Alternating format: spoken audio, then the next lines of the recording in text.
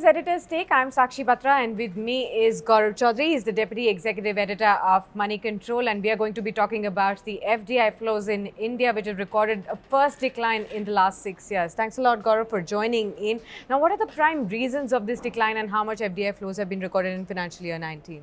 FDI flows have come down to about $44 billion annually, which is a 1% drop compared to the previous year, which is going to be a key challenge for the new government, which takes oath tomorrow. Sure. And for the Commerce and Industry Minister, which is essentially going to pilot the FDI policy. Yes. This is going to be a key challenge. But having said that, the government would probably like to believe that this is an aberration because it has also got to do with a bit of a global slowdown. Okay. And the key challenge, however, is with China, with investment moving out of China. The challenge for India would be to ensure that this actually investments moving out of China comes to India. As of now, whatever little evidence is out there in public domain, it can be seen that incrementally more investment is going towards countries like Vietnam and Bangladesh instead of India. But I think the new government would like to turn it around in India's favor and turn India into the most preferred investment hotspot for global investors, because investors that are leaving China would like to move into a more stable economy, and given the size of the Indian market also, that could appear very attractive. Right, but I want to talk about the two sectors which have actually clocked in the biggest decline. One is telecom and the other is pharmaceuticals. Now, these two sectors have been facing a lot of troubles domestically as well for the many months now. So, do you think that these problems could also surface going forward from here? How will the government really tackle the problems here? Compared to, telecom clearly is going through a bit of a plateau. So far as foreign investment is concerned, and we have in the telecom sector, we have seen investments like blockbuster investments like Vodafone, for instance, taking place in India.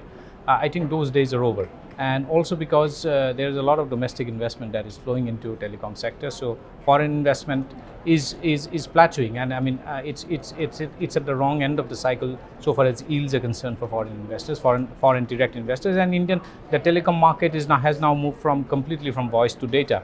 So the market is also matured. Sure. The sector is also matured. So that is why it's plateauing. Pharma clearly is a problem because India is a generic hub and has always been a generic industry front runner after Israel. We seem to be losing that status as of now if you go by the current trends. That is something that the government will have to look into with appropriate policies to ensure that India's status as an iconic investment destination for generic pharma industry remains. We have also, in the last year, we have also not seen too many pharma M&A deals, and that probably could have affected the headline FDI numbers in the pharma sector.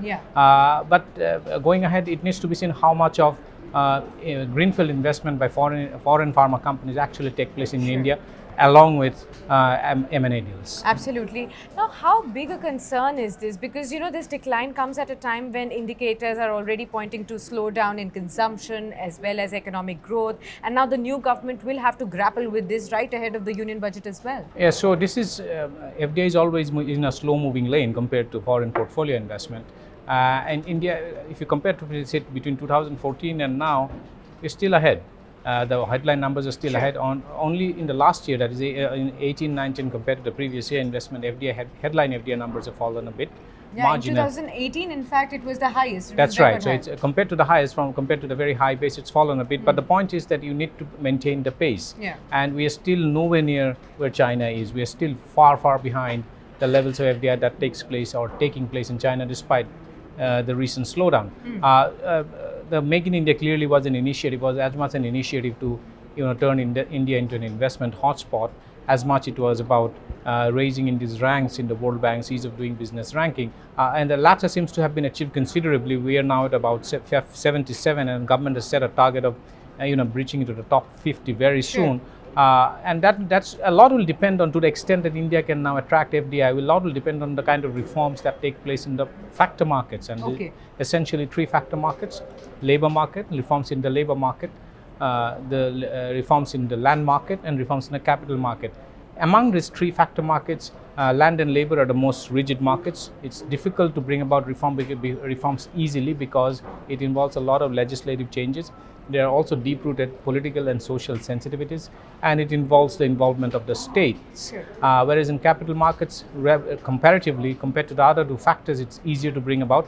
So I would assume that the new government is going to focus primarily, large part of the Reforms 2.0 program is going to focus mainly on reforming the factor markets. All right. Thanks a lot, then, Gaurav, for sharing all that insight. Well, the decline in FDI flows is definitely a concern, and the new government will have to work towards reversing this decline for sure, as FDI flows are important for the various sectors of the economy and to overall the infrastructure and also to boost growth. Thanks a lot for joining us in this edition of Editor's Take, and do stay logged on to moneycontrol.com for more news and updates. Thanks for watching.